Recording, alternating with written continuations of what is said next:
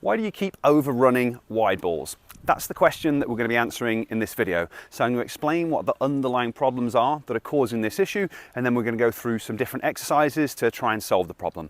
So hopefully you enjoy the video and find it helpful. If you do, it'd be great if you give me a thumbs up. And if you haven't subscribed to my channel before, it always really helps me out if you could do that as well. So there are generally two reasons that you overrun wide balls. The first one is a visual perception issue. You're not able to accurately read the flight of the ball and judge the distance to help you set up in the right position. And the second one is that you don't have the appropriate footwork patterns as habits, so that you can't make the necessary adjustments to set up in the right position. So we're going to be addressing both of those, starting with the visual perception. And there are two things that you're generally going to need to do to address this. The first one is kind of focused on court practice. It sounds obvious, but a lot of people don't necessarily practice wide forehands. They spend time rallying down the middle, they spend time rallying cross court, and then they play points, they play a match. They get a wide ball and they can't judge it. So it is as simple as practicing wide balls. Maybe with a practice partner, maybe with the ball machine, but setting it up so that you're dealing with a wide ball, and then as the ball is traveling towards you, you're thinking about how far away you need to stop from the ball. So the ball is coming across, you're moving out to it. Where do you need to stop? And you have to consciously think through that process, whether it's on the forehand or whether it's on the backhand. And if you find that you're overrunning your shots, then you have to kind of think through that and remind yourself to just stop a little bit sooner, or to think about stopping a little bit further away from the ball. So that is the first part of the solution. Really simple, just work on it on court. So now that I've talked about how to improve visual perception with the wide ball on court, we need to address the elephant in the room, which is that the vast majority of adult tennis players' visual systems don't work well enough to allow them to accurately read the flight of the ball. So even when they do focus on it, they still have challenges in terms of setting up in the right position. We spend most of our lives sitting down, looking at screens, looking at phones, writing on things that are up close to us, and the visual system adapts to that. And it basically does the opposite of what we need to prepare our visual system to be able to play tennis when the ball is coming from far away and it's moving at different speeds and different angles. So what I want to do here is kind of talk about and show you some simple exercises that you can work on to start to improve how your underlying system functions. Now, vision is kind of complex. It basically involves more different parts of the brain than anything else we do. Our eyes are like camera lenses, so they need to point at what we're looking at, and we've got lots of different parts of the brain that are responsible for creating those eye movements, and then different parts of the brain that are responsible for processing the visual information. Well, in order for us to judge 3D vision really well, to judge distance and depth, which is what reading the flight of the ball is about, both of our eyes need to be pointing at the target. And it's very common for players' eyes to not quite be pointing at the target. They think they are, but when you assess players, there are often discrepancies. So what we're going to do is just a little bit of training to improve the quality of your eye movements. We're going to be working on both eyes individually and then working on both eyes together. So the first exercise we're going to do is going to be an eye circle. So I'm going to cover my right eye. I'm going to be focusing on the tip of the pen, and I'm literally just going to make a circular shape, and I'm going to do maybe 3 to 5 circles in each direction. I won't do all of them just to keep the video a little bit shorter, but you get the idea. When I do this, I'm trying to keep my head completely still. I'm using a small range of motion, and I'm really focusing on the tip of the pen. If the tip of the pen is too small for you to focus on, then you could use your thumb and just look at your thumbnail. But I'm going to do that with the left eye, then I'm going to do it with the right eye. So I'm training each eye independently to make sure that this particular type of eye movement is working well. Again, maybe 3 to 5 reps in each direction. And then I'm going to do the same thing with both eyes together. And again, trying to keep my head still, trying to use a relatively small range of motion, really focusing my eyes on the tip of the pen, making sure that my eyes aren't deviating at any time. So that's exercise 1. It's going to train kind of a slow tracking movement. For exercise 2, we're going to be training faster eye movements. So for this one, I'm going to use my thumbs, and I'm going to be switching from side to side. So again, I'm going to close my right eye, and I'm just going to switch side to side, looking at my left thumb and then my right thumb.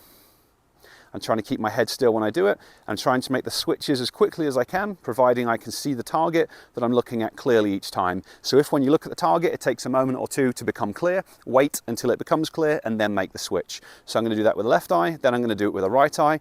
And maybe around 20 switches with each eye is going to be a good starting point. After I've done that, I'm then going to do both eyes together. And then I'm going to repeat that process going upwards. So vertical eye movements, left eye first, up and down, trying to keep my head nice and still. Then the right eye, up and down, trying to keep the head nice and still. And then both eyes together, up and down, trying to keep the head nice and still. So we've trained two different types of eye movements. We've worked on the left eye, we've worked on the right eye, we've worked on them both together. So this can be a good way to start improving how your brain lines up your eyes to help you track the ball more effectively, and also to help you judge distance and depth more effectively. Now, there are lots of other exercises that you can do or that you might need to be able to do to fully solve the problem. If you would like to learn more about vision training and brain-based training for tennis, you should be interested in one of my Neuro Tennis Challenges. These are free 5-day events where you come spend an hour with me each day, and I teach you how to use brain-based training to become more skillful so you can play better tennis. So I'll place a link to that down in the description, or you can go to neurotennis.net/challenge to learn more and register. So now that we've looked at improving the visual perception, we need to talk about the footwork, because in addition to reading where the ball's going, we need to have the ability to make the necessary adjustments. We'll look at the forehand first, and then we'll look at the backhand. On the forehand, there's generally only 1 or 2 footwork patterns that you need. So I've got my ball that's going to cross this line or cross the baseline here. The footwork pattern is going to look like this. We'll be doing our split step, we'll be doing a drop step as we do our unit turn, we'll be doing a crossover step, and that basically gets us into position. I can now reach the ball, and generally on contact, we're going to be doing a mogul step.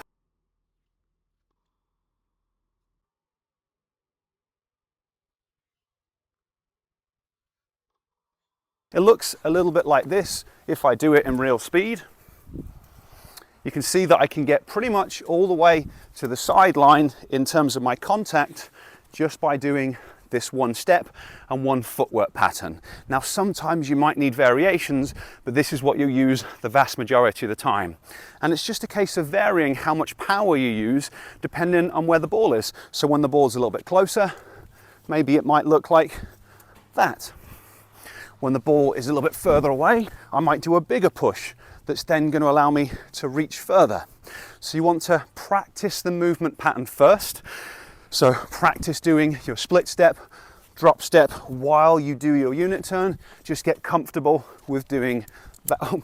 That part. Then work on that crossover step, making sure that you kind of finalize your unit turn, loading this outside leg, so kind of twisting into it, so then you can initiate your forward swing. So practice them in parts. So now I'm just working on that first step. Once you're comfortable with that, then start to incorporate the mogul step. And that's the footwork pattern that you'll be using most frequently. If you did have to use another pattern, it would be some kind of shuffle step. So it's very similar, but instead of dropping the foot underneath, now I'm just going to be shuffling out because I don't have to cover as much distance, but that will cover pretty much all your bases. It's just a case of doing enough repetitions until it becomes habitual, and then when you're out there on court, you're thinking about the flight of the ball, you'll just have the habit of using these footwork patterns, and it'll start to happen more naturally. So now we're going to look at the footwork for the backhand, starting with the one-handed backhand. Now, it is possible to hit an open stance one-handed backhand, but we don't have the same level of reach, so for most people it's not going to be the best option for covering the wide ball. Instead, we're going to have to do one of two things. We're going to have to do a crossover step like we did on the forehand, so either a crossover step but we're adding in an additional step, or we're going to do a shuffle step and then stepping out.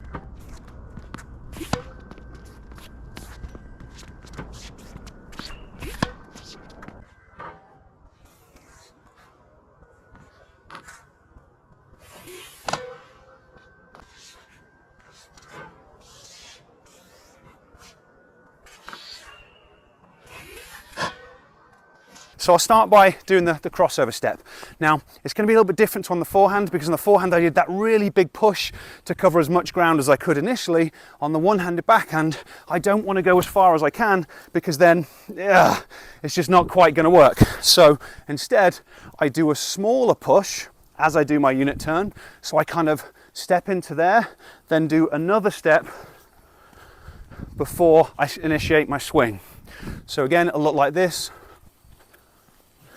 So we're basically having to squeeze in an extra step really quickly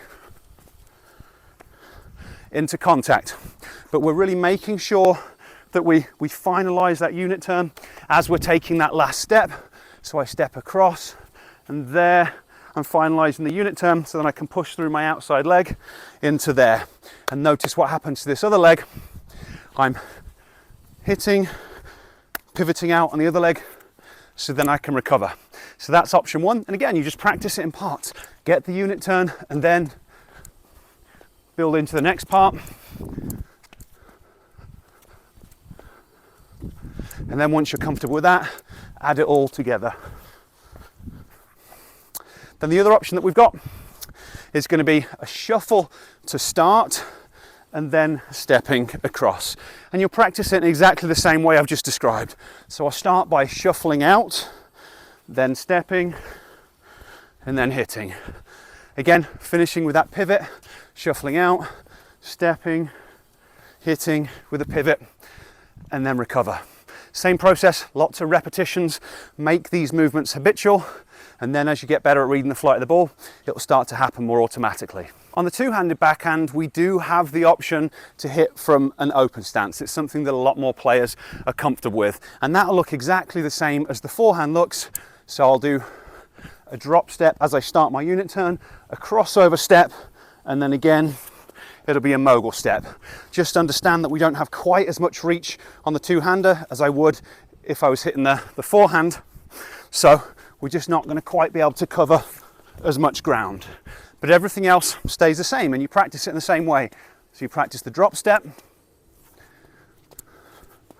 you practice the crossover step where I'm finishing in this position, loading into this leg, finalizing my unit turn.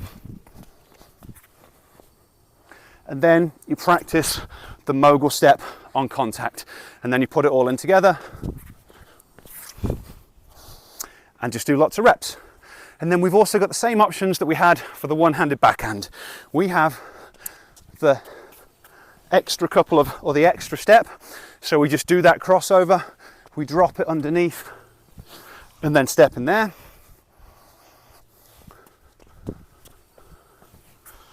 Or we do the shuffle and then step across.